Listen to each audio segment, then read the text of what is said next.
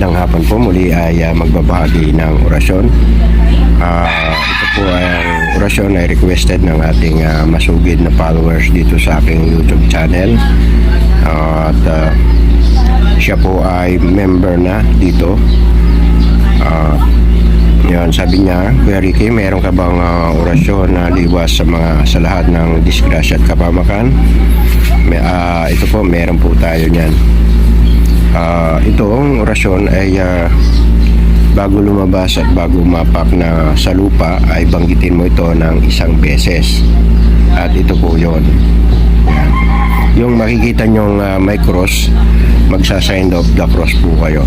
Pero mas maganda, samahan nyo po ng dasal ng isang Ama namin, tapos sabay wish sa Diyos na ilayo kayo sa kapamakan at banggitin nyo na po yung orasyon na yan. Pero yung di ba nasabi ko yung cross, may makikita kayong cross sa bungad, ay mag-sign of the cross po kayo.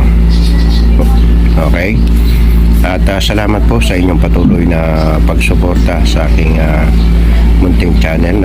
Kung hindi ka pa nakasubscribe, subscribe ka bilang tulong mo na rin po sa akin, at nang lalo pa po tayong maraming ma-i-upload na tulad ng mga karunungang lihim, at like and share po. So thank you sa inyong pong panonood. God bless all.